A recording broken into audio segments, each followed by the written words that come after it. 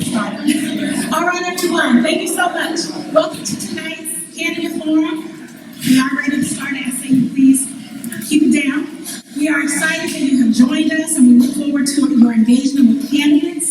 Tonight's candidate forum is brought to you by a partnership and collaboration between NAACP Tucson, League of Women Voters of Greater Tucson, Interdenominational Ministerial Alliance, or IMA, and the Tucson Alumni Chapter of Delta Sigma Theta Sorority Incorporated.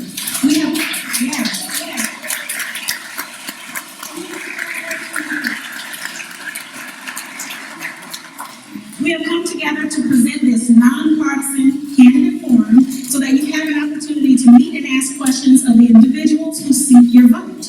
Local elected offices are critical and directly impact our community, and we want to equip you with the information to be informed voters who vote down the entire ballot with confidence. With desire to serve as elected officials, these individuals have a responsibility to engage the community, and as community members and voters, we have a responsibility to seek answers, solutions, and accountability. We are pleased with the decision of these candidates to acknowledge and prioritize the voting power of our community, and thank you all for being here. So let's get into the format for the evening. So we do have a few expectations, and I will remind you of those. Please silence your phones or step out of the room if you need to. Please refrain from applauding, cheering, disrespecting, or booing any candidate. And no audience member should be recording any portion of tonight's forum. This will be live streamed and accessible to you, and those who may not be here this evening will have access to that at a later time. All decisions of the moderator are final regarding the Q&A when we reach that point. It is important to note that tonight's candidate forum is a forum, not a debate. The format for tonight's candidate forum is that we will begin with approximately 50 minutes with the candidates for Pima County Attorney. Each candidate will offer 2-minute opening statements, then will be asked questions and have 90 seconds to respond to each question. We will take written questions from the audience. After that allotted time, we will shift to the candidates for Pima County Sheriff. Same format, 2 minutes for opening statements, questions, 90-second responses, including questions from the audience. After the allotted time, all 7 candidates at the end will end with their 2-minute closing statements. If you have a question, I hope that you all found a note card on your table, on your chair, and a pencil. If you did not, we have 2 amazing youth who are going to be collecting your questions. So I would like to recognize Sophia and Alan. Please raise your hands.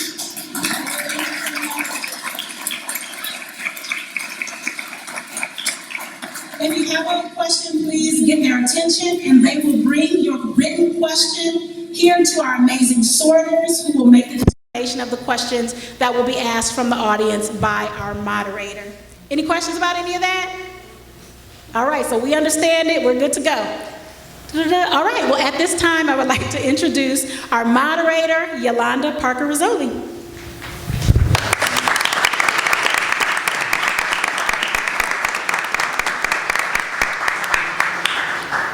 Good evening, everyone. I'm Yolanda Parker-Rizzoli, and I'm very excited to moderate this evening's candidate forum. You heard the plan and expectations. So let's get started. We will begin with the candidates for Pima County Attorney.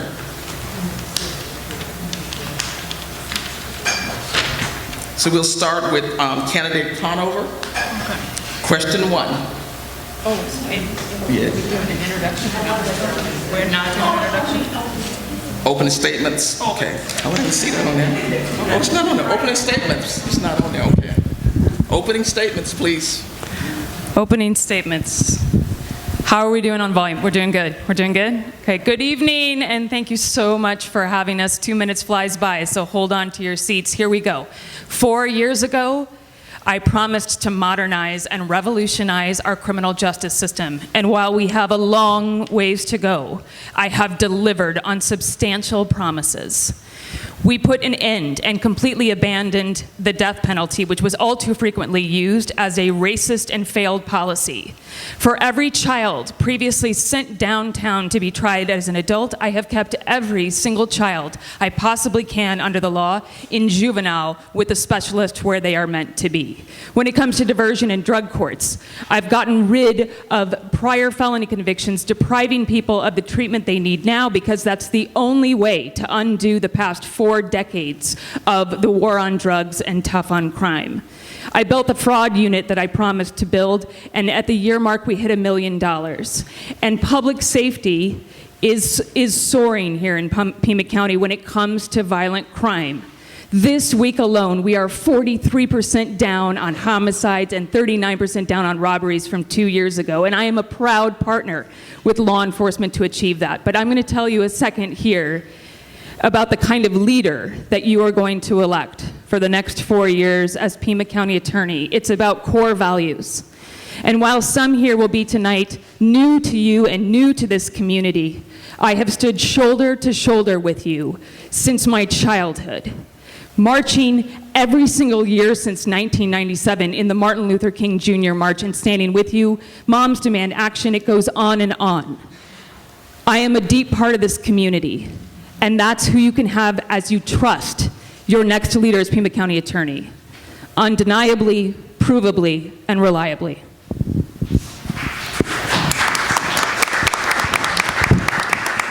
Thank you. Candidate Jette, opening comments, please. Sure. Well, I want to thank everyone for being here this evening. I am blessed and honored to have so many people support me, organizations and people around Pima County. And the reason why is because I have 17 years as a criminal prosecutor at the county, state, and federal level. Matter of fact, I was picked by Department of Justice to do an overseas assignment in Pakistan and the Philippines. Another reason is because I've done cases from burglaries to homicides to white-collar crime to public corruption. I've done cases of cybercrime, elder fraud, traveled the world extraditing bad people and bringing them back to the United States to face their punishment. Another reason why I got so much support is because my view on diversion is making it automatic for many, many nonviolent crimes, making it automatic. Another reason for my support is my view on gun violence and going after straw purchasers, people who buy guns for prohibited possessors. And another reason is my view on domestic violence. I believe anyone who harms their partner physically and violently needs to be held accountable. And finally, I get support because of my position on victim voices, making sure victims have a voice in the system. I'm a pro-choice Democrat endorsed by the National Organization of Women. I went over in Pakistan and focused on the trafficking in women and blood money, which is defendants paying off victims of crime. I'm a pro-environment Democrat. Got my law degree in environmental law from Lewis and Clark and sat on the board for Tucson Clean and Beautiful for 10 years. I've shown my moxie, I've shown my merit, I'm running for Pima County Attorney. Thank you.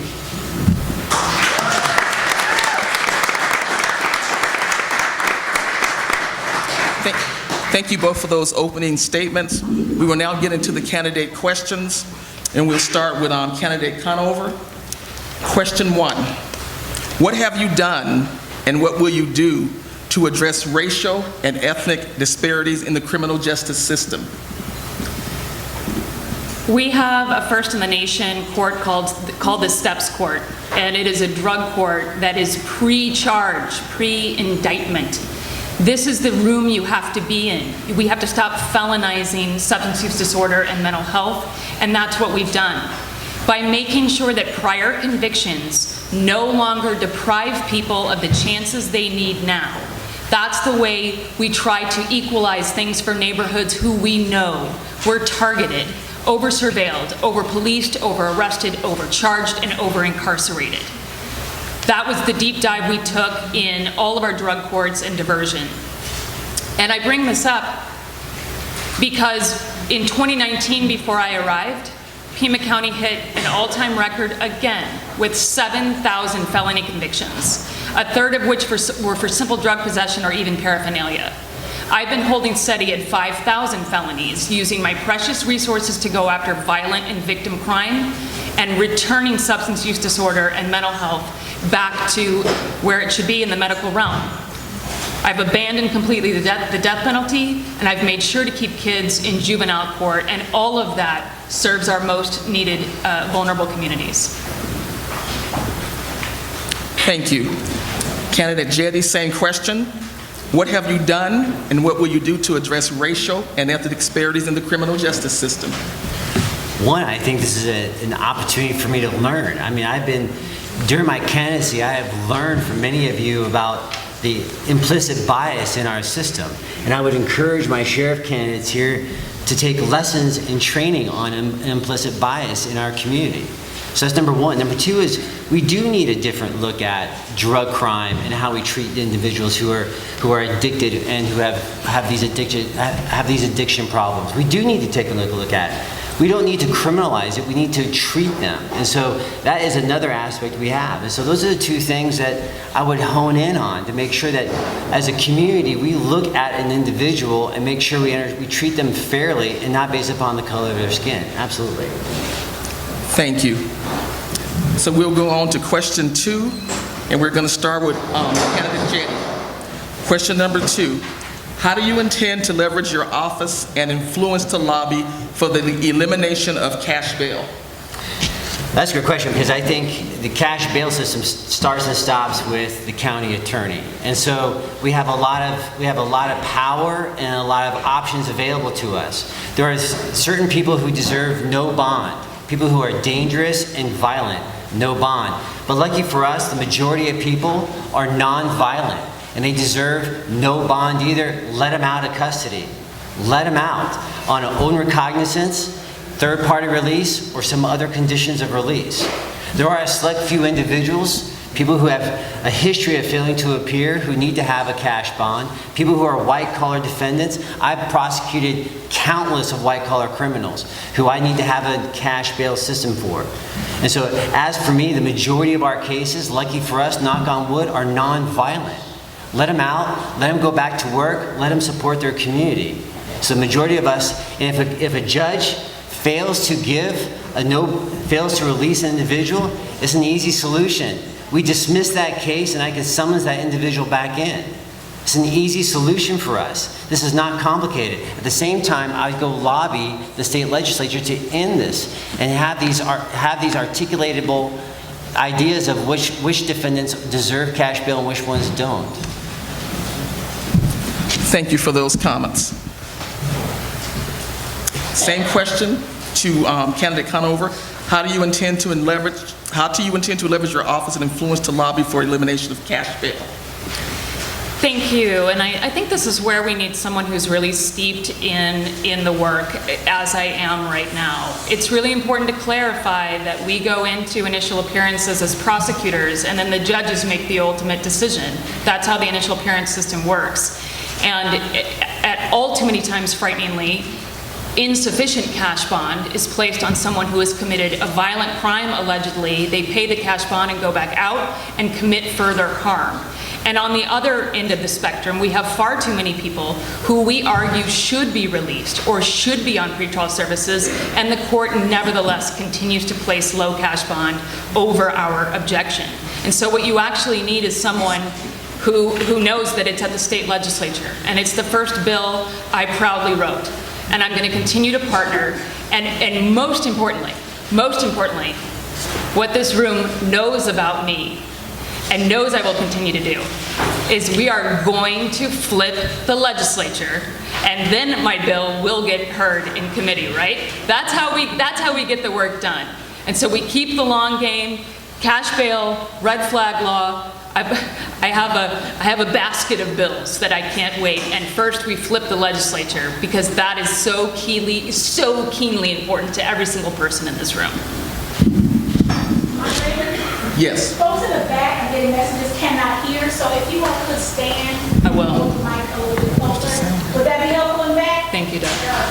Yes. Thank you. Will do. Thank you. Question number 3, we're going to start with candidate Conover. What step, if any, would you implement to improve public transparency concerning firearm crime and domestic violence prosecutions?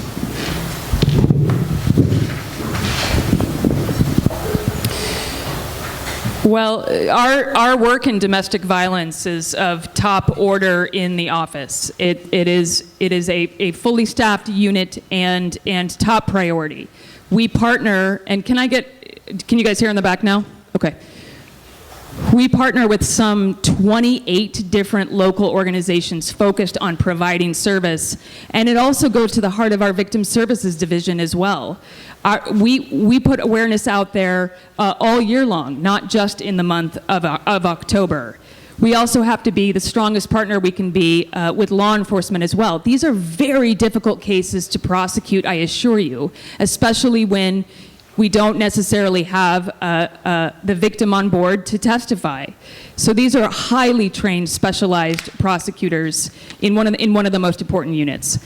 How we gain transparency is through our incredible work on communications. We have revolutionized and again modernized the office so that we are so much more accessible than we were before.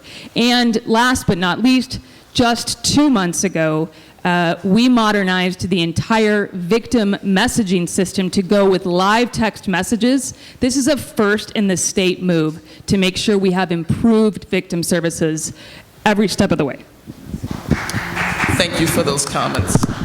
Candidate Jette, same question. What step, if any, would you implement to improve public transparency concerning firearm and domestic violence prosecutions? I've always said this. This is probably the most important thing as a county attorney is to have a... Oh, sorry about that. I thought I was moving it closer. So one of the easiest things we can do as a county attorney is implement a forward-facing dashboard that tells you how many cases are investigated, how many cases are issued, how many cases are prosecuted, and what the prosecution result is. We could do that both on gun violence and domestic violence. And I disagree with my opponent here that the county attorney has done a job, an adequate job on domestic violence and gun violence. We have a myriad of cases and examples where victims of domestic violence are not being heard, not being taken care of by the victim advocates, and gun violence cases are just being shifted over to the U.S. Attorney's Office. So we do have a problem, and you know what? A front-facing dashboard would tell you that. They would tell you the great work of the SO does, how many cases are issued, and then tell me how many cases the county attorney's office has accepted and what the results of those cases are. So a front forward-facing dashboard is what I recommend. Thank you. Thank you. The next questions are questions from the audience. They are determined by the sorters, not by the moderator. Thank you. First question, we're going to start with candidate Jette. Should prosecutors and law enforcement be trained to understand the role of mental illness in one's choices and actions? How will you achieve that? The answer is an obvious yes. Also, we want to have social workers or combat counselors attending some of these call-out situations, because a lot of individuals who are on call-out are in stress themselves. And so we want to make sure when officers respond, there's a social worker, or what I like to call combat counselor, someone who goes into the scene to de-escalate and to talk to the victim and defendant about what's going on. Because I think a lot of times when an officer shows up with a hat, baton, and a gun, there is a lot of anxiety that's created when an officer does that. But if you have a social worker who attends with the officer, I was just getting all focused here. So with the officer, I think that goes a long way. So I'll stop with that. I'm good. You still have 40 seconds. I'm fine. Go ahead. All right. Thank you. I don't have faith in my microphone. Candidate Conover, same question. Should prosecutors and law enforcement be trained to understand the role of mental illness in one's choices and actions? How will you achieve that? Absolutely. It's critical that we are engaging in this, especially since 2020. In my office, we need to recall that, yes, I'm the top prosecutor, but I'm also the county's attorney. And in our civil division, our health law unit has seen an extraordinary spike in what's called Title 36 petitions for court-ordered treatment in the mental health realm. And so I'm very proud to tell you that Tucson leads the nation truly in its revolutionary program called the Mental Health Support Team. These are non-uniformed officers with a specialized caseload who co-respond with highly trained workers in the behavioral health realm. I'm obviously very proud. My brother founded the entire thing as a sergeant for the Tucson Police Department, Sergeant Jason Winsky. And that also allows me to 3-4 times a year train at what's called the crisis intervention training. And I've been part of making sure that we do that more and more and more a year, so that these officers from the entire region, we have upwards of 60, 70 officers do an entire week of what's called crisis intervention training, and that's all de-escalation. I teach it that every time. So it's obviously top of mind, and it's been hugely successful. The Crisis Response Center, the Secure Hospital on Ajo, is a tremendous partner. It is a Department of Justice learning site, and we have counties from across the nation come to visit and learn. Candidate, please stay there, please. Please stay. Oh, sure. Questions from the audience. Candidate Conover. What role does the county attorney play in this equitable, not equal treatment of all defendants? And the second part is, how will you fulfill this role regarding children charged with crimes? Can you, we had a little glitch. Can you repeat that? Sure. Thank you. So it's a two-part question, sound like it says, what role does the county attorney play in the equitable and not equal treatment of all defendants? And then there's a second part, how will you fulfill this role regarding children charged with crimes? Well, I'll give you but one example of how we try so hard to get what's called parity in cases. We want similarly situated defendants to get equal treatment under the law. Every single Monday we run what's called the homicide panel. We run it every single Monday now because when we walked in the door we learned that we had a homicide backlog of 144 cases going back to 2017 awaiting disposition. We run it every single Monday. And instead of individual prosecutors making determinations on how to resolve a homicide case behind their closed office door, this is a think tank element so that we can compare and get equitable resolutions. And it's to my predecessor's credit that she set up this homicide panel. I also want to tell you that we modernized that to make sure that race and ethnicity was stripped from the presentations at the homicide panel. We don't know the race and ethnicity unless ID is an issue. We don't know the race and ethnicity of either the defendant or the victim because the data is so clear that when we do, racial bias comes on in. And I can't even tell you how victims' parents have later come to me to tell me how grateful they were that they felt like they got a fair chance because of that. And I will further address all of our modernization on the juvenile system at my next opportunity. Thank you. Candidate Jette, same questions. What role does the county attorney play in the equitable, not equal treatment of all defendants? How will you fulfill this role regarding children charged with crimes? So the county's role is significant. And as I said in my opening statement, the majority of crimes are nonviolent. And so without having it come being issued to the county attorney's office, diversion should be automatic. It shouldn't even come to my level when we talk about the disposition of many of our nonviolent cases. It should be automatic. You get a diversion, you get a mulligan. You get an opportunity here to prove your worth and prove yourself. So before it gets assessed, before we even have an opportunity to even have implicit bias, it gets addressed automatically on these non-violent, non-dangerous cases. As far as children go, the majority of juveniles stay in juvenile. But when a juvenile does something horrendous, we just had a case where a 17-year-old and an 18-year-old brutally beat, dragged, and ran over another 16-year-old. That individual, those two individuals got probation. So do I think people need to be accountable? Absolutely. So children or not, when you commit a heinous crime at 16, 17 years old, there has to be some accountability. But lucky for us, the majority of cases are not that. These are not the scare tactics. Most cases are non-violent. Most cases can be treated. And if we have automatic diversion, it takes me out of the equation and puts them in a diversion program before we even have an opportunity for explicit or even implicit bias. Please stay standing. Oh, sure. Candidate Jette, what is your office management experience? And staff members, what would they be in charge of? Please, sorry. Please, no clapping. We want to get through the time frame, so please, no clapping. Thank you. Well, I'm not quite sure about the second part of the question, but I'm not sure either. So it says staff members in charge of. Okay, let me read the full question. It says, what is your office management experience?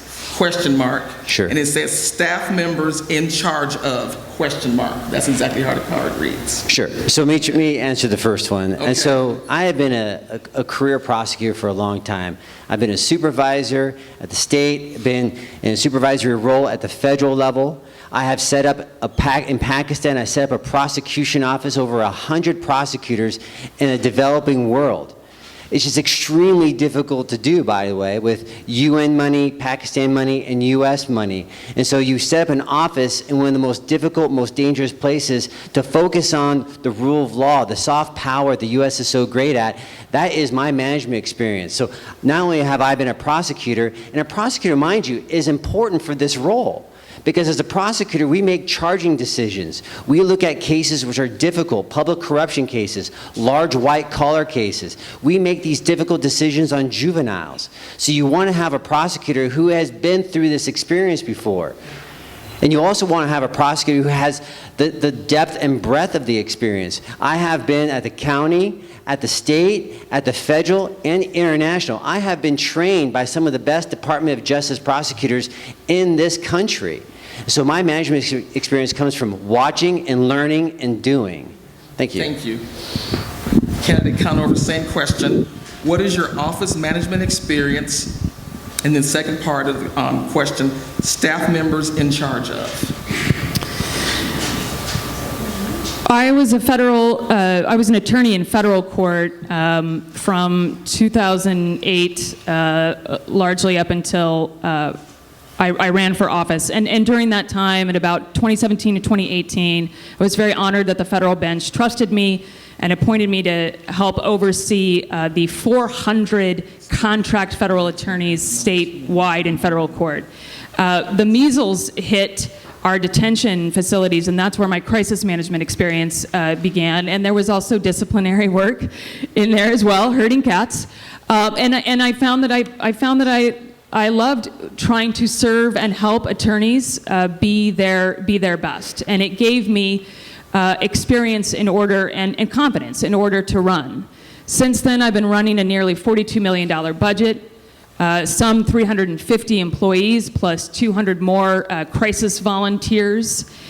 I modernized the office by taking us from a paper file system, that was fun in COVID, to an online case management system, joining the rest of the state and the nation. And I fought and won the first office-wide pay raise since 1997.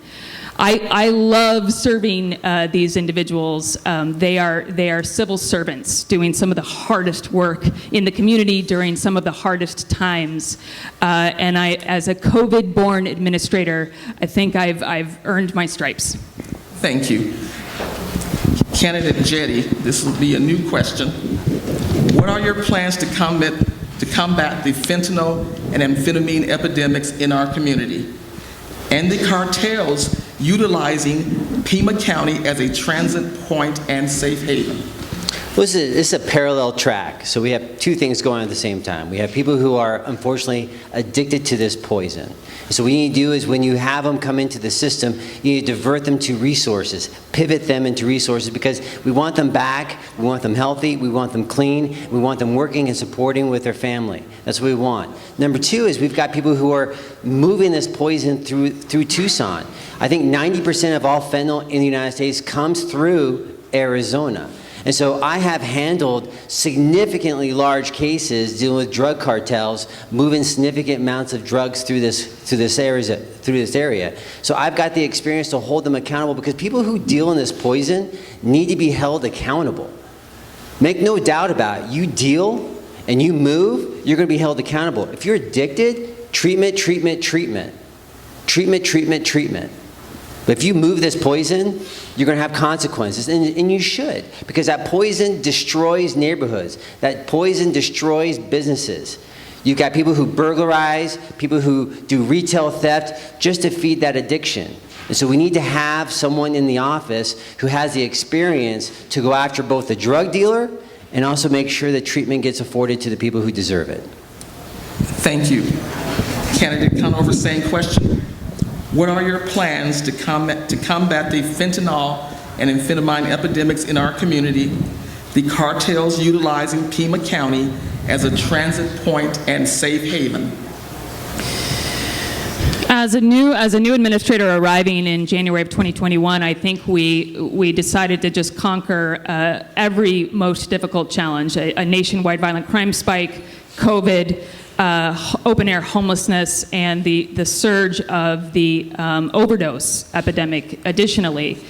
I partnered with our chief of police and our sheriff to create a first ever public safety announcement that went absolutely viral and all over TV, reminding people of our Good Samaritan law and telling people that at the first sign of overdose to make the call to 911 and reassuring people that they would not be arrested or prosecuted for saving a life.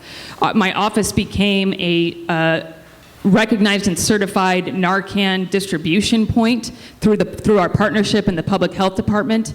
But mostly as a leader, I think I am most proud of my humble ability as a county official whose #1 law enforcement partner is the city police chief, to bring together what I call the Metro 7, the 4 leaders of the county, county administrator, chair of the board, sheriff, public health, myself, and the cities, mayor, chief of police, and the city manager to make sure that we are all working together. There is no magic answer to fentanyl. On the substance use disorder end, we are doing everything on treatment, and I remain the only county attorney in the state prosecuting overdose deaths as manslaughter. Laura, go ahead and stay there, please. Oh, yes. I mean, candidate Thank you. Conover, sorry. Yes. Oh, that's fine. Okay, question. What would you do if the Board of Supervisors does not approve your funding requests? It's a fantastic question, and actually at the heart of it goes to the answer I just gave. You need a leader in this role, I dare say, with the interpersonal skills to have constant collaboration across our wide and vast county. And as the county's attorney, I am the legal advisor to the Board of Supervisors, to the county administrator herself, and to all elected officials, including our sheriff. And that I value that role deeply. And making sure that I have a solid, healthy relationship with the board in constant, quick service to them is how I got that first raise since 1997. I mean, goodness, I wasn't asking for pennies and nickels, right? After that long a period of time, we're actually now on our 3rd round of raises so that we can recruit and retain and no longer be the lowest paid prosecutor's office in the state. That relationship is critical, and my success is obvious there. I obviously have a very strong mutual relationship. Thank you. Candidate Jette, same question. What would you do if the Board of Supervisors does not approve your funding requests? I'm not sure if I gave any funding requests this time around, so. We're just hypothetical. Hypothetical. I think it's important, I agree with my opponent, that your county attorney needs to be a leader who has worked with other agencies. I have been on countless task forces. I have taught the FBI, DEA, HSI, the entire alphabet, have been overseas. So yes, I agree that a leader needs to be working together with other agencies, 100%. I also agree that the county attorney's office's role is to represent and give advice to the Board of Supervisors. So my job is to educate the Board of Supervisors. And yes, we had a pay raise at the county attorney's office. Then what happened to all those attorneys who have left the office? And so when you look at the leadership and the accountability in the Pima County Attorney's Office, it's not about pay. It's not about this rhetoric of working with the SO. or whatever. It's about who do you trust to get the job done? Who do you trust and who do you value to get this stuff done? I've been doing this for 17 years. I've devoted my life to public service. And so my job here as a county attorney is to work for you. The best thing we can do is work to figure out some of these problems like the fentanyl overdose. So my job is to educate and to promote the office to the Board of Supervisors. Go ahead and stay standing, please. Sure. Candidate Jette. Pima County needs partnerships. How do you view your role in building partnerships between substance abuse treatment programs with Pima County? I think this is a great question because you guys do not know this. Maybe it's not advertised as much, but Pima County has implemented the transition center here, and which is an amazing development to where when people get booked into the jail, most of them can go right to the transition center and get to services they need instead of going into custody, which is remarkable because the recidivism rate at the transition center goes from 27 down to 9 because we're giving people services they need. That transition center needs to be put on steroids. So TPD needs to send everyone to the transition center. Every single person needs to go through that system because you reduce recidivism. And isn't that what we're here for? Is to get people clean, to give them a home, and to give them safety. So they come back out so they can be with their friends and their family. That's our goal. So my goal here is to put the transition center of Pima County on steroids to make sure we implement programs like that. Thank you. Candidate Conover, same question. Pima County needs partnerships. How do you view your role in building partnerships between substance abuse treatment programs with Pima County? Well, first of all, I'm very hands-on and accessible community-wide nights and weekends on making sure that we're constantly in contact with our most important stakeholders. And some of whom are here today who work in behavioral health and substance use treatment, as I've noticed.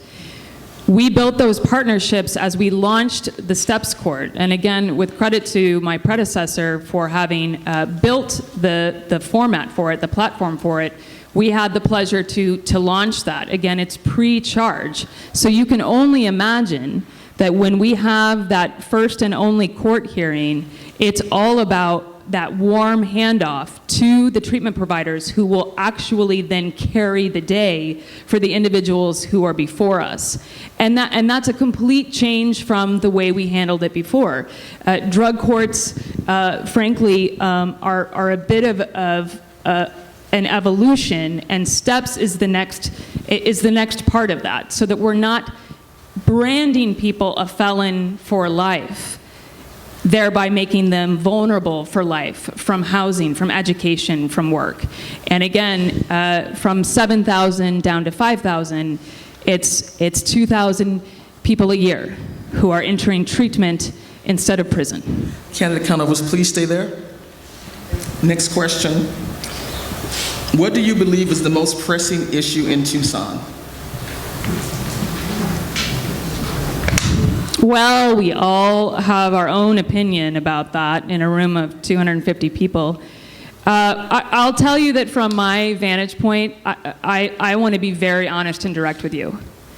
Those first 2 years when we discovered that homicide backlog and we were under a nationwide violent crime spike and taking on record-breaking homicides almost every single night with our homicide prosecutors going out in the middle of the night, night after night, that took everything we had to get through that. And that's why we started running the homicide panel every Monday with every bureau chief, our law enforcement detectives against the wall, creating a think tank of collaboration to work at that.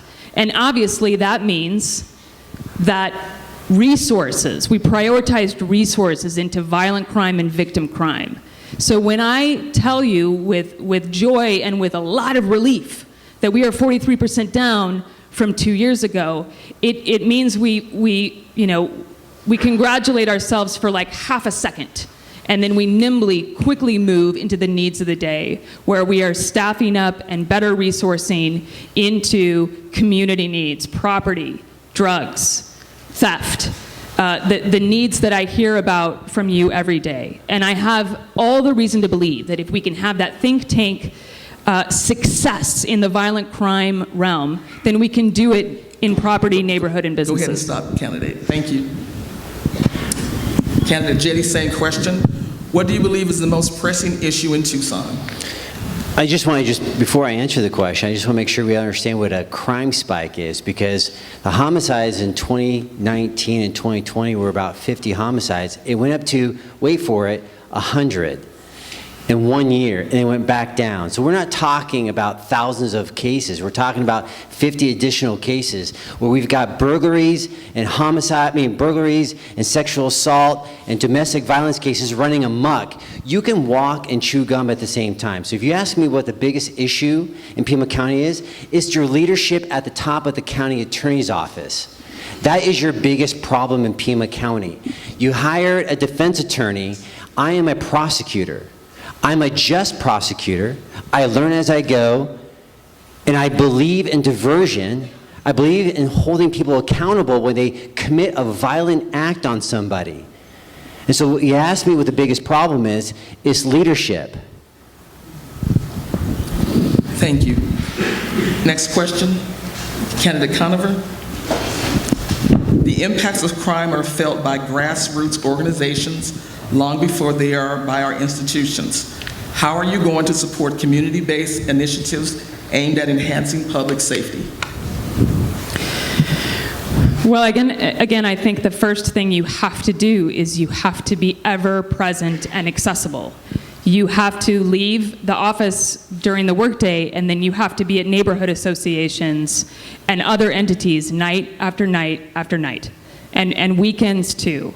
That is this job. It is around the clock in order to be constantly informed and updated about what the needs are. And yes, I agree. The concerns of the neighborhood associations, community leaders are felt. And luckily, there's an open line of communication. And that includes tough love of where they need to see more effort from us, where they need to see us move more quickly. And that's the kind of humility of leadership that you have to have. Thank you. Candidate Jette, same question. The impacts of crime are felt by grassroots organizations long before they are by our institutions. How are you going to support community-based initiatives aimed at enhancing public safety? Number one, for everyone here who's a community activist, is I'm going to bring back from the previous administration prosecutors whose only job is community enforcement.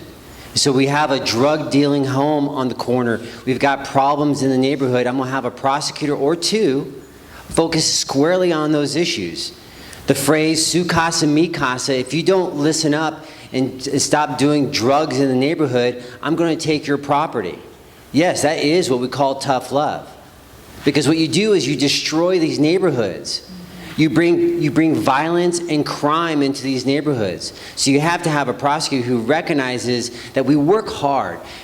Every one of you spent 8 hours, 9 hours, 10 hours working so you can have a home and you have a car. And when you come home, you want some peace and quiet.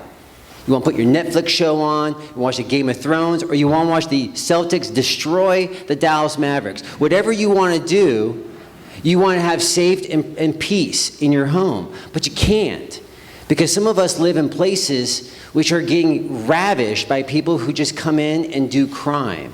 So I recognize that, and I work tirelessly. I've been doing this for again, I'm the one up here who's been doing this. I have a record of doing this my entire career. Go ahead and keep standing, please. Sure. Candidate Jette, how have you used your position to advocate for the Black community in the past? Well, I've been a line prosecutor, so I'll tell you this, though. I'll tell you this. Running for office, I have been blessed to meet people like Tamara. Sorry, Tamara, I'm going to put you out right here. I have been blessed to meet people like Tamara because this is a learning thing for me. This is a learning thing for me. I have never walked in an African American shoes, never once have I done that. However, when she tells me this is what you need to do to have a better dialogue, I listen. And that's what you need to have. I don't have all the answers for this. I don't. And so my job here is to listen to members of the community, especially African American community, the Hispanic community, because unfortunately, I grew up in a well-supported family. Two parents, for some reason, who still love each other, who gave me nothing but support my entire life. So I recognize the privilege that I come from. And so I need to listen to everyone to figure out what am I going to do moving forward to make sure I take care of everyone equally and equitably. Thank you. Candidate Conover, same question. How have you used your position to advocate for the Black community in the past? I think it starts with how you run your senior leadership cabinet. And what we have been able to do at the Pima County Attorney's Office has been historic. I have been so blessed with an incredible team of high-level HR and finance managers, to our comms director, to the man who is the direct legal advisor to the Board of Supervisors and the county administrator herself. So you place people in power, and it sends an extraordinary message throughout the entire agency that all are welcome here, so that our recruitment has been incredible.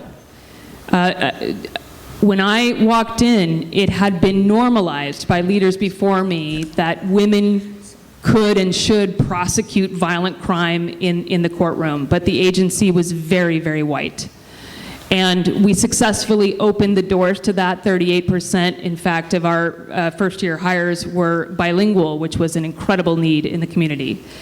Every one of my reforms as a criminal justice reform student supports people of color and neighborhoods of color, and the results are speaking for themselves. Thank you, Candidate Conover and Candidate Jette. That was the last question for our Pima County Attorney candidates. Any questions that we did not answer, those are going to be emailed to the candidates to answer, and we will get those dispersed by, I'm not sure who they're going to do that, by someone. So we'll get those out. But we didn't get to answer some of the questions, but we will email those to the candidates. So, yes. Thank you so much. Thank you. I am the attorney for the sheriff, so I am continuing to keep the sheriff's race at arm's length. Candidate Conover, I thank you. Thank you. Bye. Okay. Opening statements. No clapping, please. No clapping. Sheriffs, we're going to get your opening statements, and we're going to start with candidate Rosenthal.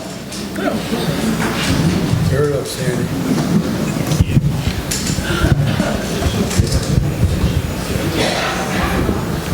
Do I have some cord down here? So I pull it. I'm good? Okay.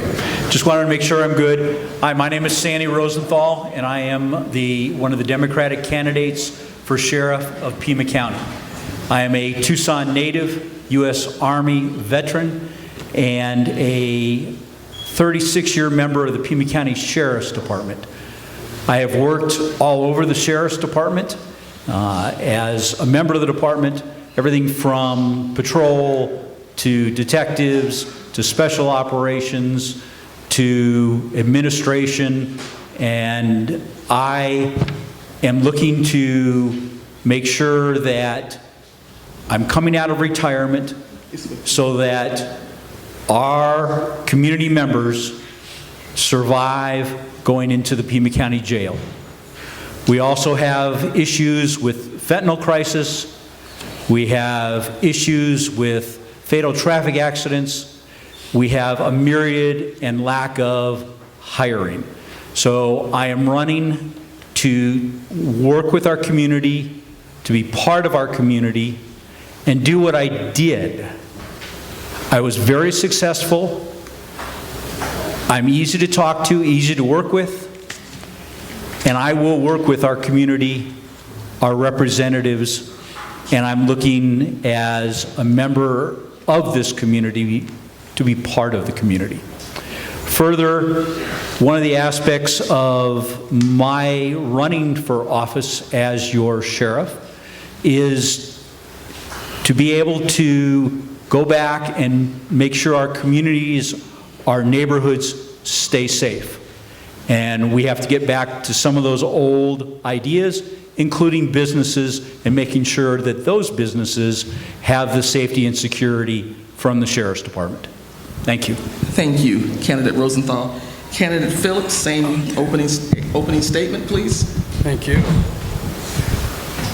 Good evening. Appreciate being here. Bill Phillips, ran for Pima County Sheriff. I was born and raised in Tucson like Sandy was. Went to Palo Verde High School. Right out of high school, went in the Marine Corps. Stationed at Camp Pendleton, California. Came back and started working for IBM. Well, at IBM, I started taking classes at Pima College and joined the Army National Guard. After about 8 years, I moved to Flagstaff to go to NAU, graduated in 1990 with a bachelor's degree in criminal justice. I then moved to Colorado Springs and trained in judo at the National Judo Institute and Olympic Training Center. Came back down to Tucson and started working for the Sheriff's Department. Started at the jail. I was there for about a year, then adult probations, and then I went through the academy and became post-certified law enforcement officer, so 31 years there. But I mostly worked on the street most of my career. I was in patrol operations, I was in special operations, I was a CID detective, and then I worked in training. I also worked at the academies, and I did field training for about 25 years for both deputies and for sergeants. I retired as a lieutenant my last 2 years, but I was a sergeant 18 years and I was a deputy for 11. So I was out there doing the work, and I really understand the fundamental operations of the department. The reason I'm running is I'm concerned about the general decline of law enforcement throughout the country and here in Pima County. We need to get back behind our people so they can go out and proactively do the work. We talk a lot about these communities that need help and so forth, but we need to get people into these communities, law enforcement people back in, the missionary police, and have those connections with these young people and give them a hand so they're not in this system in the first place.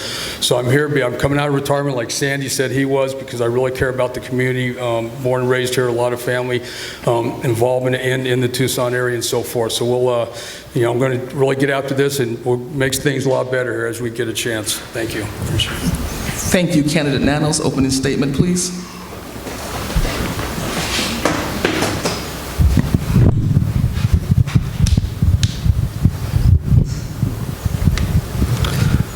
Good evening. Thank you for having me, first of all, Dr. Cheeks. I appreciate your invite. I'm probably the most experienced candidate here. I've been doing this job since 1976. Started my career in my hometown of El Paso, Texas.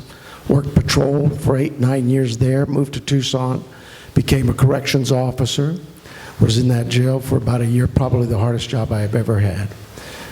Came out, worked the streets here for a couple of years, moved around throughout criminal investigations, probably about 10 years working in fugitive, sex crimes, child crimes, homicide, narcotics, even walked around downtown as a decoy, getting robbed for a couple of years. I've done pretty much everything.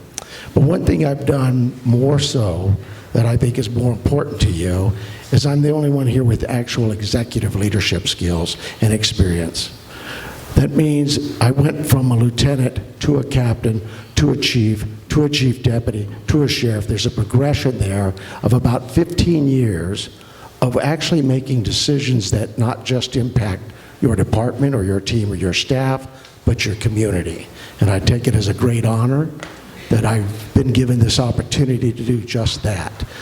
It's quite humbling to serve as your sheriff. So as that going forward, I too am a strong advocate of community policing programs. I think that that's the future for all policing efforts. When you move away from that and you're just responding to calls, you're not doing police work. So I hope to be able to grow our community policing teams, be involved with our community, engaged with our youth. That too is a big part of prevention. We've heard a lot about prevention. You need to be involved with your youth. You get your kids to graduate high school. If they don't, they stand 7 times greater chance of being in my jail. So thank you very much. I look forward to your questions. Thank you, Candidate Nanos. Candidate Lappin, opening statement, please. Good evening. Thank you so much for having me tonight. I am Heather Lappin. I am a Republican candidate for Pima County Sheriff.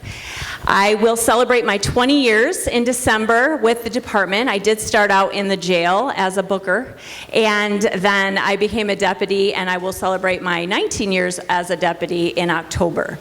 I have worked a variety of assignments. I've worked in patrol, and as a sergeant, I worked in IA. I have also been in training a vast portion of my career.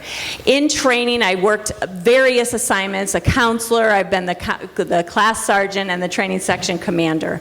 One of the things that I have done that I'm most proud of is that I was selected out of the entire state of Arizona to represent Arizona Post. So Arizona Post, if you're not aware, is the governing board or governing agency for all law enforcement in Arizona. And what I did, this was after I was promoted to lieutenant, and I traveled around the state of Arizona, and I trained agencies throughout Arizona in leadership. And it was a great experience for me. I got to create networking experiences that were unmatched. Then I've run a couple districts. I've been San Javier and Green Valley. And I also bring education. I have a bachelor's in political science. I won't tell you from where, but and then I just graduated with my master's from Northern Arizona University. I believe in people. I am such a people person. También puedo hablar español, which is very important to give a voice to community members that need a voice. I have been married for 22 years and I have 3 children. I believe in the people of Pima County Sheriff's Department. I love and have grown up with the people there, and that is why I'm here sitting in this seat today, because of those people that are backing me 100%. Thank you. So now we're going to get into, Mr. Candidate Frederick. Say side eye, sorry about that. Oh, your opening statement, please. Candidate Frederick. My name is Terry Frederick. Website is frederickforsheriff.com. Some people may be asking why I'm running for this race, which is the question. I ran 13 years ago for sheriff. As a Republican candidate, out of 5, we ran a clean race. I am currently a private investigator licensed in 5 states, have my own agency. I elected to come out and run again for a second time because of the events that happened since I've lost. That is, my platform when I ran the last time was Dupnik was going to retire after 2 years and hand the office off. That's exactly what he did. This man right here. This man had an FBI investigation where his chief deputy took a plea. He loses the race, comes back and beats his opponent 4 years later. What do we have? 5 major incidents and counting under this leadership. Chief deputy, non-commissioned officer, makes a traffic stop and commits 7 felonies. He defends them. He terminates 22 corrections officers because he didn't get the shot that was not mandated. Then you have a $1.8 million misappropriation, which was supposed to hire 10 deputies to patrol the southwest area. Instead, they decided to take the money and build a substation in Vail. Then you have an incident a year ago last Christmas where a sergeant sexually assaulted a subordinate. I'm not going to re-victimize her. But the fact of the matter is, one of his top chiefs tried to cover it up for an hour and a half and then wanted to get his phone scrubbed. What? That chief is still there employed. Excuse me. Good job. Now we have recently a federal lawsuit coming down because Nanos and 2 of his top captains at the jail discriminated. Sir, your time is up. Thank you. So just a reminder to the candidates, no personal attacks. We want to give you this time so that you can answer the questions so that we can make informed decisions. So please, no attacks. That's why I'm running. I understand that, but please be respectful. That's all we're asking you. This is to put your best foot forward. This is to put your best foot forward, so we can see what you are about. Thank you. So we're going to go into the Pima County Sheriff candidate questions. So we're going to start with candidate Frederick. Question 1: What have you done and what will you do to address racial and ethnic disparities in the criminal justice system? Well, as a former Pima County deputy, I've always treated each person I came in contact with respect. Doesn't matter the nationality, color, race, creed, you get treated with respect. If you're honest with me and the crime is minimal, where it's minimal, you got a break. If it was severe, you were held accountable, and that's the consequences that you face. With growing up in Cleveland, Ohio, I had contact with people of all races. And when you are respectful and you get the respect from them, you have communication. People talk to you, you listen, and you can make good, sound judgments based upon information you are receiving.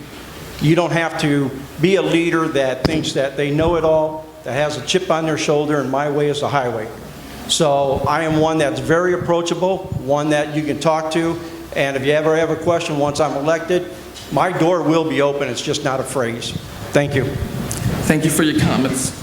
Candidate Lappin, same question. What have you done and what will you do to address racial and ethnic disparities in the criminal justice system? Well, as I mentioned, I am big on training, and I believe that's where it starts in our department too. I have, as Mike Jette has mentioned several times, I did an entire class, our advanced officer training, which means that's all of our deputies. I did a class on implicit bias, and I completely introduced the concept to our deputies. That was my idea, my lesson plan. I brought that in. The second thing I did, and it was since removed after I left training, was I brought in a woman named Charmaine Fort. And Charmaine Fort was able to come in, and she was able to do a class to our academies, both corrections and commissioned, to kind of break the barriers with racial issues that occur in our communities. She goes into high schools, she goes into anywhere where there's racial tension. She goes in and she teaches, and she does a really great job. And I brought her into our academies. What I will do is I will have seats at tables that are uncomfortable. I will have seats at tables where people are telling me things that I probably don't want to hear, but it will make Pima County better. And I think that's the most important thing we can do in leadership, is to have seats at have a seat at a table where we can listen to uncomfortable things that might make us better. And I think that's the most important thing. Thank you. Candidate Nanos, what have you done and what will you do to address racial and ethnic disparities in the criminal justice system? First of all, I partnered many years ago when I first was sheriff with the NAACP, and we've continued that partnership. I've authored letters for them. I've promoted their efforts to do away with bail completely. I've offered and continue to offer the chance to go to the state legislature and speak to them about a legislative act that was presented by Dr. Cheeks and others to say we need to get rid of bail. I will continue to fight those measures and partner with the NAACP just as we always have. Charmaine Fort, who Heather just mentioned, came to me in week 1 and came to me showing me her program that she had actually been developing for law enforcement as a cultural change for law enforcement. And she did that in Mesa PD. We looked into that. In week 1, she was hired and put into that training center by me. And it was kind of coincidental. It was maybe a year or two, maybe a year ago, maybe 2 years ago, I heard from Charmaine. And her concerns were she had been thrown out of the training center by the person who was in charge of that training center. I immediately stepped in and put her back into that training center. She's still there. She does a wonderful job. I will always work against any kind of racist bias, hate crimes of any kind. So I support you in your efforts, and thank you. I think you know that. Thank you, Candidate Nanos. Candidate Phillips, same question. What have you done and what will you do to address racial and ethnic disparities in the criminal justice system? Well, the first thing, more police officers in the neighborhoods, more deputy sheriffs. We need to get in there. The way that you work on the bias issues is you go into the neighborhoods and you understand the people in there. You know the people, but we don't have the police out there right now. I've got in my platform a reserve program. We're going to get more deputies in the streets, and we're going to, because it's always about money, so we're going to get more deputies in the street, get them out in the field, and we're going to understand these people in these different neighborhoods. The other thing that you always do is you work with the young people in the neighborhoods. One of the things I've always been involved with is athletics and so forth. So it doesn't matter who they are in those neighborhoods. If anybody comes to us and they want help, we want to start some police athletic clubs. Used to go to Esteban Gym back here in the 1980s. They had some good clubs where people were boxing, doing a lot of different things. So to prevent bias, you know the neighborhoods, the police in those neighborhoods understand the people. They know the people that are troublemakers. They know the people that need some help, that want to help, and want to move along. And we're going to give people in those neighborhoods more deputies in the neighborhoods and support them through the reserve program, and banging away at the Board of Supervisors to get a little bit more money. We need more money to hire more police officers. Thank you. Same question, candidate Rosenthal. What have you done and what will you do to address racial and ethnic disparities in the criminal justice system? Thank you. So one of the questions we were asked in writing was about racism. And what comes to mind here is that we have to be out front and be able to answer any questions, show online what our numbers are, and how we respond to people. I wrote over 10,000 citations in a 4-year period as a young deputy. And in that, I recognized that by writing so many tickets and making sure that people were treated equally, that it didn't matter. People respected me. I went to court less than 1% of the time. And as a U.S. Army veteran, we all bled the same color. It didn't matter what your skin color was. It didn't matter where you were from. It was all about us together. And that's what I'll continue with the Sheriff's Department. So I don't believe that we should be biased in any way. If you commit a crime, you get arrested, and then we work to deal with that situation. Thank you. Go ahead and keep standing, please. Sure. Question number 2. What will you do to increase the number of sworn personnel, leaders, and commanders who are women and people of color? Yeah, that is one of our current failures within the department. The Sheriff's Department just ran a promotional process for sergeants and lieutenants, and not one female put in for the promotional process and took the process. That shouldn't be happening. The way we change and mirror our community is by hiring. I have spent years working in personnel, recruiting, hiring, and retaining our employees. That is the #1 issue at the Pima County Sheriff's right now. So in order to make sure that we have a diverse employee group is to hire and start that way. You start at the beginning. And what I mean by that is we start at the high school group, we go to our community colleges, and we go to our universities and make sure that we hire good people. Good people make the job, and that's what allows us to be successful. Thank you. Thank you. Candidate Lappin? Same question. I'm mixing it up. See, y'all thought you were going down the line. Huh? Okay. What will you do to increase the number of sworn personnel, leaders, and commanders who are women and people of color? So Sandy is correct. I did point that out on some of my social medias. There were 0 females that tested for our sergeant or our lieutenant process. There's plenty of anecdotal reasons why, but I believe the first thing you have to do is create a culture where they want to promote, where they want to come work for you. And how do you do that? I just did a paper at one of my last classes for my master's, and that was why women don't promote in law enforcement agencies.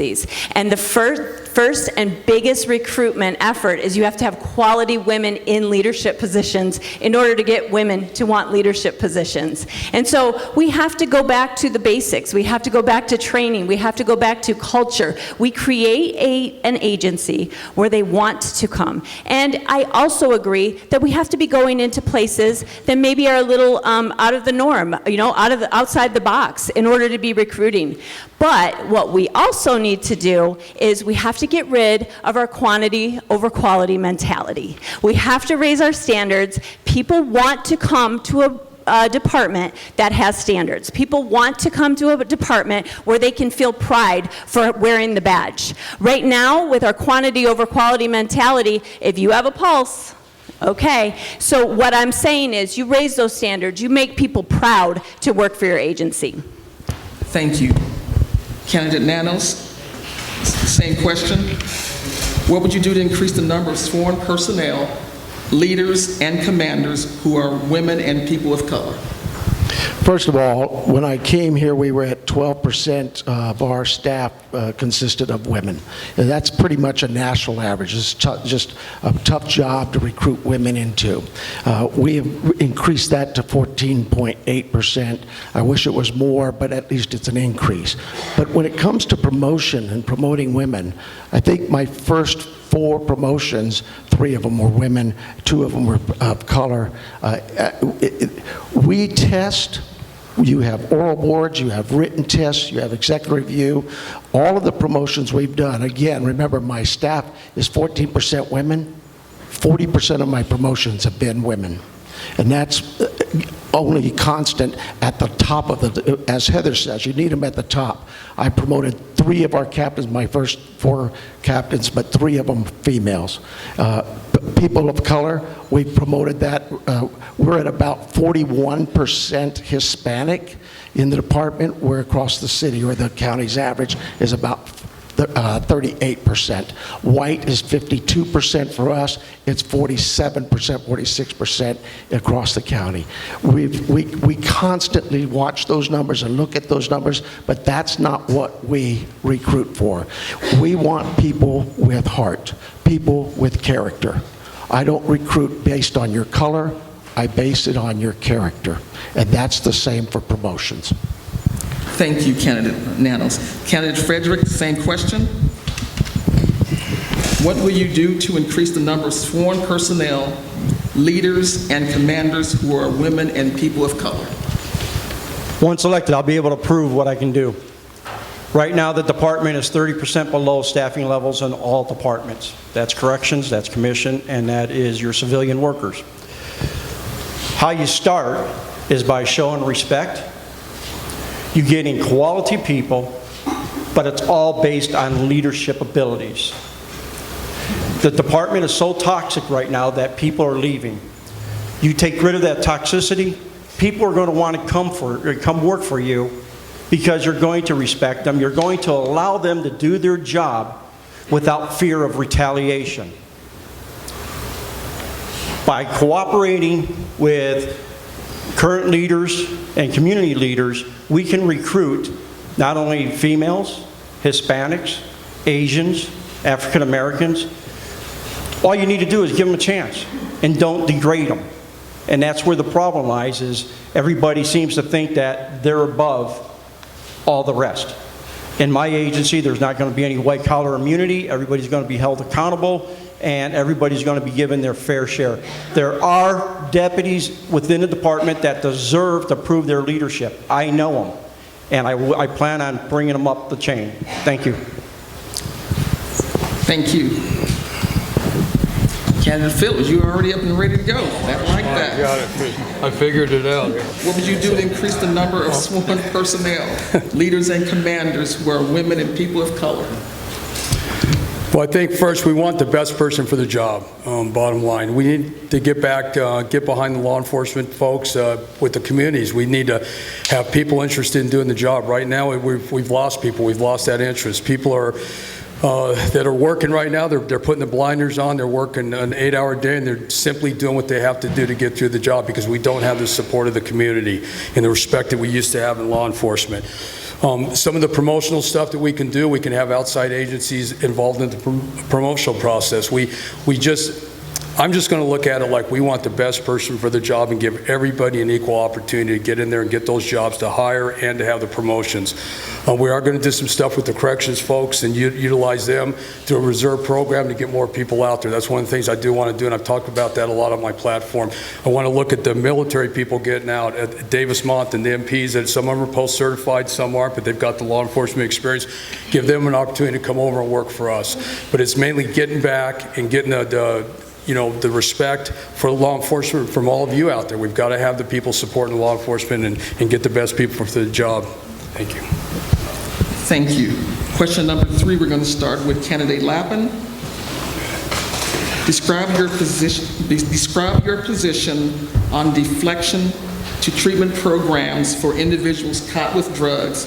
Will you implement a deflection program? Why or why not? Well, I'm going to get a little vulnerable here, and I'm going to let you guys know that I have a son who struggles with substance abuse. When he was 15 years old, I called the police and I had him arrested. And after that, we went downhill from there. I have put him in mental institutions.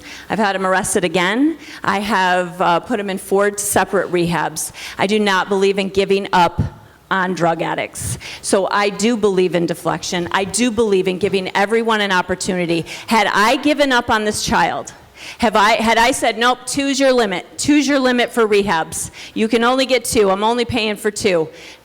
He would not be where he is today, and he just celebrated 14 months of sobriety. And that's a wonderful, wonderful, wonderful thing. Yes. Please, no clapping. Thank you, though. Thank appreciate you. It. I appreciate it. But I think it's so very important that we are taking our youth, particularly our youth whose brains are being destroyed by these toxic substances they're putting in their brains, they're putting in their bodies. And I think it's so important that we provide opportunity after opportunity after opportunity. So yes, giving them the opportunity to not go to jail, to not go to prison, in order to get the help that they need if they aren't committing violent crimes, of course. That's the caveat, because I do believe in accountability. Thank you. Thank you. Candidate Phillips, same question. Describe your position on deflection to treatment programs for individuals caught with drugs. Will you implement a deflection program? Why or why not? Well, I think if we look at the fentanyl issue with the businesses in Tucson, Pima County, it's a huge issue. You've got to hold people accountable first and foremost for them to get better. You can't just have this revolving door where people are utilizing drugs and they get a slap on the hand, they move back out in the community and continue to cause problems. So we've got to basically leverage them into some type of treatment. There's a lot of treatment out there. So as far as the fentanyl issue goes and the homeless issues that we have in Tucson, that's the bottom line. We all want to help anybody that's able to get through the process and move along and have the community involvement. But we also need to ask the business people out here. There's one standing right over here that's very involved in stuff. They've got to give people these jobs. Once we get them through and you save a couple people and you push them through the rehab and so forth, they've got to have a job out there. They just go back. So I advocate just to hold people accountable, give them the help that they need once they're held accountable, and then get them back out there in the community, and we'll support them. Thank you. Candidate Frederick, same question. Describe your position on deflection to treatment programs for individuals caught with drugs. Will you implement a deflection program? Why or why not? As a compassionate person, I believe people are deserving of a second chance. People make mistakes, unintentionally or intentionally. But yes, I would support a diversion program, and I would make sure they had the proper treatment, whether it's getting good counseling, whether it's going through an institution, mental institution that we can afford to put them through. Everybody deserves a second chance. But when you have repeat offenders, sometimes you have to stop and think, how much more can I help this person if they don't want to help themselves? But I am foremost all for getting somebody treatment and not putting them through the justice system that may be unnecessary. Thank you. Candidate Rosenthal, same question. Describe your position on deflection to treatment programs for individuals caught with drugs. Will you implement a deflection program? Why or why not? Well, first, I think we all know that deflection is up to the county attorney's office. Will I be involved in a program, and do I support that? Absolutely. To the point where instead of taking and building a brand new jail that's going to house 1,000 more prisoners, the idea is that we take a quarter of that $850 million, we add on to Banner Hospital South, and we have a secure facility for those with mental health and drug problems. That's the first step. One of the things that I plan on doing as your sheriff is to make sure that we use wraparound services. And what I mean by that is the county has started wraparound services. When you get released from the jail, instead of you going back to the same spot that you were in before or during your arrest, we try to change that.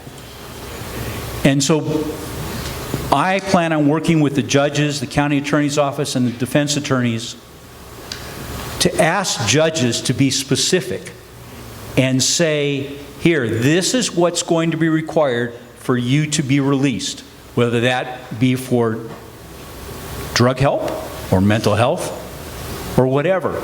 The idea is that we will take deputy sheriffs and have them support people to make sure they are taken care of. Thank you. Candidate Nanos, same question.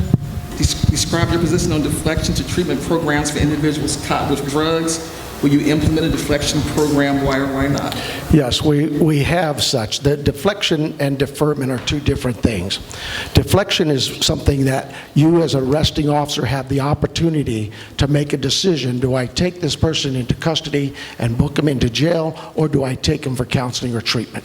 That's up to the arresting officer on scene. It's something TPD's been struggling with for a number of years. And Chief Kazmar and I have talked about his program. He believes his deflection program isn't as well as they thought it would be, as strong as they thought it would be, but it's something that you got to understand, and I think Heather would tell you. When you're involved with substance abuse, you're going to have failures, a lot of failures. My niece, we raised her when she was 2. At 14, she got into meth. It was a struggle. Today, she's 41 years old. She's a beautiful mom of 4, a high school teacher, just a great family, because she put in the work and the time and the effort and had support. I'll say this, my jail right now, over 2/3 of those in my jail suffer from addiction. More than half are on psychotropic meds. All you have to do is look at what's going on at the Crisis Response Center. Dr. Balfour, she has thousands come through her facility. There's nobody there with a badge or a gun. She makes it work. We have to be careful about what we're doing. If you're sick, you suffer from mental health or addiction. Your time is up. Then you belong Nanos. in a hospital, not the jail. Thank you. And we apologize, we only have time for one more question. Like I said earlier, any young questions that were not answered at tonight's forum will be emailed to the candidates to answer. So the last question for the evening, and we're going to start with candidate Frederick. No, actually, sit down, please. I want to start with candidate Nanos. There has been an unusually high amount of incidents where deputies have knowingly participated in unlawful activity. What steps will you take to put an end to this trend among the deputies and reestablish public trust? Well, first of all, as far as unlawful activities goes, again, our deputies are human. They're just like you. They're going to make mistakes. And those mistakes can be mistakes of the heart or mistakes of the head. If it's a mistake of the head, we can forgive it. Mistakes of the heart, that takes a harder look. A lot of media was attention given to one young man, and it was actually politicized greatly by others. This young man committed shoplifting. It went to our discipline panel. Our discipline panel made a decision that they thought should be a recommended termination. They brought the case to me. I looked at his record. He had zero discipline in 16 years. I also, because I just believe in being compassionate, the hardest job should be firing somebody. He has a 16-year-old son who suffers from all kinds of disabilities, and he is the sole provider for his family of 4 other kids. This individual, this correction officer, was arrested, was charged, and all charges were dismissed. He had no charges facing him. When my discipline panel said we're going to recommend termination, I said, based on what? You are all innocent till proven guilty. Why should that corrections officer be facing a different set of circumstances because of his badge? We've given thousands. I have deputies who have been charged with... Candidate Nanos, your time is up. Thank you. Candidate Frederick, same question. There's been a unusually high amount of incidents where deputies have knowingly participated in unlawful activities. What steps would you take to put an end to this trend among the deputies and reestablish public trust? With the deputies, they too make mistakes. As I was pointing out, they're human as well. However, some deputies take it above and beyond. Their ego gets in their way. They feel they're challenged by the person they're having a conversation with, i.e., let me give you an example. Somebody's exercising their First Amendment right. An officer may approach him thinking that he's doing something illegal when he's actually not. He's following the Constitution. And then the officer gets a chip on his shoulder. I'm your constitutional sheriff. Out of the candidates here, I'm your constitutional sheriff. And I take that Constitution to heart. I took an oath, and I still live on that oath. If we have to implement more training, then we'll implement more training. But if there is a continued abuse of power, that deputy would be held accountable in my administration. Thank you. Thank you. Candidate Lappin, same question. There have been an unusually high amount of incidents where deputies have knowingly participated in unlawful activity. What steps will you take to put an end to this trend among the deputies and reestablish public trust? Public trust is a delicate thing, and for a community to have trust in their department, they have to feel that they are legitimate. And when we break that trust, when we break that public trust by tarnishing that badge, it creates a ripple effect through the community that gives us, we already have a narrative against law enforcement, and it continues that narrative. I would call a bleeding heart Republican, if that's such a thing. But what I would say is, you still have to have accountability for your department. You still have to have accountability for the members of your department. Now, let me give you an example of what I mean by that. I talked about my son already, but here's what I did. I didn't just say, oh, here you go to rehab, it's so great. I kicked him out. I changed the locks, I took his car, I took his phone, I did all the things I needed to do because he needed to feel the effects of his actions. And so when we allow that man or woman in our department to completely tarnish the badge, it also tarnishes public trust. And I think that hurts us all in law enforcement. Now, I mentioned quantity over quality. That's also a huge issue that we have to deal with. We raise our standards. We stop letting people with dishonorable discharges test. We raise our standards for our written test. We create a place that you can be proud to wear the badge. Thank you. Candidate Phillips, same question. There have been an unusually high amount of incidents where deputies have knowingly participated in unlawful activities. What steps would you take to put an end to this trend among the deputies and reestablish public trust? Well, transparency. We need to let the public know what we're doing, the situation, how we're handling it. If it's a serious nature, have another agency come in and get involved with the investigation. That's going to take a lot of suspect out of the whole transition. But, people are human. They do make mistakes and so forth, and I do think that at times we have to consider that, and you work with people. If it's a serious crime, we are held to a higher standard, and people expect us not to break the law. So there's consequences there too. So you just basically take it case by case, transparency with the public out there, and do a thorough investigation and make a decision best for everybody involved. Thank you. Candidate Rosenthal, same question. There's been an unusually high amount of incidents where deputies have knowingly participated in unlawful activities. What steps would you take to put an end to this trend among the deputies and reestablish public trust? You know, every time a law enforcement officer, and it doesn't matter whether you're with the Sheriff's Department, Tucson Police Department, or any of our other organizations, gets in trouble, it hurts all of us.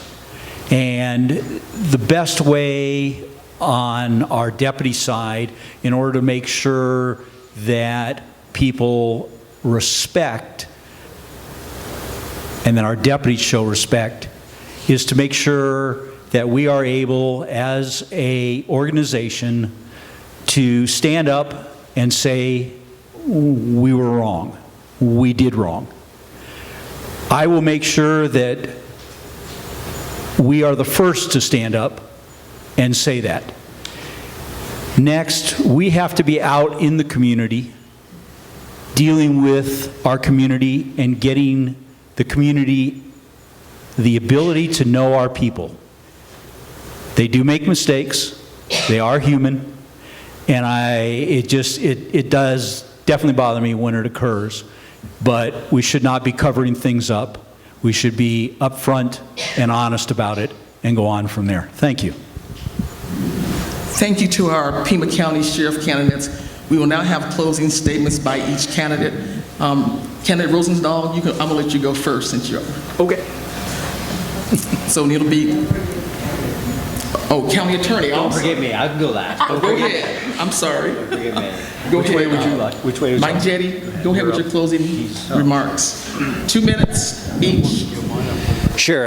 Well, I'm back on. So real quick, let me just address this last question, because accountability comes to the Pima County Attorney's Office. I have extensive white-collar experience, but some of my cases were public corruption cases where I prosecuted officers who committed crimes.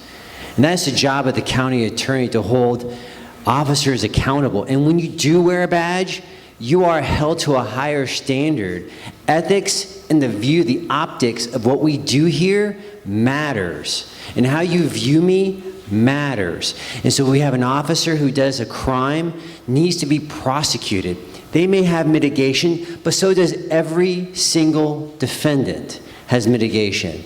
The most important part of this is holding the officer accountable. Let me go back to my closing. I know I'm running out of time. 1 minute. I grew up in a Marine Corps house where I learned values of hard work and keeping my word. My mom was a librarian, became a ferocious reader, and my brothers, I'm a triplet, and both of them were born with serious illness. However, I know I was born into some privilege. My parents love me, they're together, the foundation is rock solid. A lot of people don't. So if I'm in a 100-meter dash, I started at the 50-meter line. There's people who are born in way worse situations, and that's the optic that the county attorney's office needs to look at every single defendant. Because we all don't come from the same place. We don't have the same experiences. So I understand. So I want to assure you that if I don't know something, if I'm inadequate on something, I'm going to learn it from the people who walk in those shoes. And so I'm honored to have the support of Tamara Malumbo here, because she has taught me a great deal about things I did not have exposure to. I'm running out of time. Mike Jette, Pima County Attorney, MikeJette.com. Thank you. No clapping, no clapping. Thank you. Pima County Sheriff candidates, go ahead, candidate Rosenthal. Thank you. Thanks, everybody. I appreciate it. I appreciate everybody coming and getting a chance to hear from us. This is the Sheriff's Department race. I am a Democratic candidate for sheriff. This is the most consequential race that we have, in my opinion, because lives are at stake. Your vote for me will save lives. We have people dying at the jail, associated with the jail, and that should not be happening. We have sexual assaults that occur, and that should not occur. It starts with leadership, it starts with integrity, and when you have integrity, it runs downhill, and that's what's most important. So again, thank you so much for coming. I appreciate it, and look forward to having you as a voter here in Pima County, July 30th for the primary. Thanks. Thank you. Closing comments, candidate Phillips. I'd be willing to take another question as opposed to the closing if somebody wanted to do that. Can we do that? Closing remarks, please. Okay, all right. Okay, my platform has been out there the whole time, about a year, a little over a year that I started gathering signatures, put a website together and so forth, because I wanted everybody to see what my plans were. Common sense immigration, a rural patrol to get back out in these outlying areas, the reserve program, talking about, getting these people in here, more boots in the field there without the cost and so forth, a strong animal cruelty that has that involvement with domestic violence, elder abuse, child abuse, the whole 9 yards there, the association there. And then the elder abuse fraud stuff, where we put a rapid response, where you have somebody that's confused, they call in, we keep a dispatcher on the phone with them so these people can't recontact and get that money till we get a deputy on scene. So these are programs I want to do, and I want to give you an example of a good program, why I'm able to do some of these things. In 2017, I was the SRO sergeant, and we put the active shooter workshop together. It was something I did with myself and 12 deputies, and we want something that was positive for the community that we could get out there and give the deputies a little break. So we said we're going to show school administrators, teachers, how we respond to an active shooter. And we did the training, and we had a little resistance, pushback at first from some of the administrators. We don't want the cops teaching all this tactical stuff. Said it's not about that. We're going to show how we respond, and based on that, you can keep the kids safe. Well, this thing took off all over the country. So when you hear about an active shooter workshop anywhere in the country, it was myself and 12 deputies that put that thing together. So I'm really proud of that fact there. And this is what I'm good at. I'm good at surrounding myself with the right people, knowing their strengths, and putting these programs together. So those platform things on my website, we are going to get done. The strong immigration out there, common sense, go out to people committing the felonies down there with state charges. We're going to start charging, and we're going to get the reserve program, more people on the streets, the animal cruelty stuff. We're going to take care of the animals and the people that are involved in the elder abuse stuff and the reserve program. So we'll get it taken care of. Thank you. Candidate Nanos, closing remarks. First of all, thank you very much for having all of us. It's tough to answer some pretty complex issued questions in like 90 seconds. So I hope you understand you can always call if you have further questions. I hope we get the questions through your emails, and we'll take some time and spend that with you. This is a tough job, but it's a job that I wanted because I believed that I could do it. And I think when you look at the challenges we faced when we came in, COVID, nobody else had seen COVID. We came in here with 5 deaths in our jail related to COVID. We came in after that, we put together some programs to eliminate that. We came in here where when I left 1,686 staff down to 1,282. We were short 400. Today, we're at 96% across the board. We're missing, people, that's the other thing about politics. You can come in here, you can just say what you want and make up whatever you like. These are numbers that you can FOIA, you can get anywhere you want. Go downtown, don't come to my department. They have those numbers. We have done a good job recruiting. Last week, LAPD was proud they had 24 cadets graduate. One of the largest agencies in the nation. We have 40-some, 50-some going to graduate in our academy today. We had another 40-some last time. We are very proud of what we've done in our recruiting efforts, recruiting young men and women who have heart, who have character, who know and understand that their individuality, that is what got them there, not this team group think tank that we saw with Derek Chauvin and others. We want them to know that their individuality, their spirit, their heart matters. Their character matters. And I hope to see in the next 4 years that we've even improved on that, as well as our community policing programs. Thank you. Thank you. Closing remarks. Candidate Lappin. Well, first of all, thank you so much for having me tonight. I'm very appreciative to be here and have this opportunity. I want you to know that I never thought I would be here. Never in my wildest dreams. My goal was to get my master's and then go teach for FBI LEDA and then maybe become a chief of police in a town with a lake somewhere with like 8 cops, right? So, but I have never, in my almost 20 years, experienced what I've been experiencing the last 3.5 years. Now, I'm not here to throw stones, not at all. But I have witnessed injustice. I have witnessed retribution. I have witnessed the men and women that I have grown up with, that I have that I have been in their houses and watched their children be born get treated really poorly. I wasn't treated that badly. I wasn't. I always got really good spots, and I was given, decent positions, but I could not stand by and watch what I have watched the last 3 3/4 years. So I stood up. I still work there. And the abuse that I am taking at work is immense. 3 internal affairs investigations. Never been in the office before. I'm getting yelled at for having conversations with people that are upset. I could go on and on and on what I'm experiencing. You want me in the office because I'm a fighter. I've fought my entire life. I will fight for you. I will fight for Pima County. I grew up very poor in Michigan, very poor. And I have fought for every scrap of every ounce of everything that I've gotten, and I will do the same exact thing for you. I stand up, I work every single day, knowing that the administration hates my guts. I am not afraid, and I'm standing up for what's right, and that is why I'm here. Thank you for your comments. Candidate Frederick, closing comments, please. I'm going to start this closing comment with, leadership is not about being in charge, but taking care of those in your charge. That means standing behind your employees, your deputies, your corrections officers, and your civilian workers. Not stab them in the back and then laugh about it. I decided to run again because over the 12, 13 years since my last campaign, I watched how bad this department got. And I'm not talking negativity towards anybody. But 2 minutes. With that said, that is why I'm running. We need change in leadership. It's toxic. And as your constitutional sheriff, there's several things I'd like to do.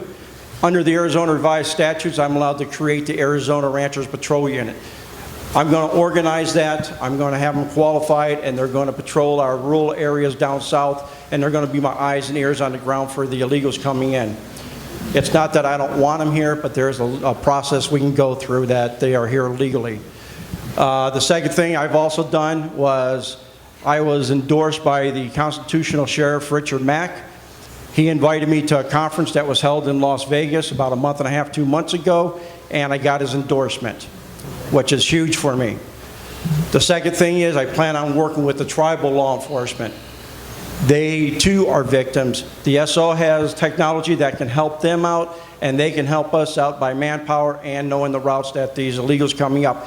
And I bring up the illegals because we have armed drug cartel base camps north of the border, 11 miles north of the borders. I got drone video. I'd be happy to show it. Nothing is being done about that. We have illegals coming in, holding the hands of an 8, 9, 10-year-old, abandoning them in the desert while they go to their final destination, and that kid gets marketed.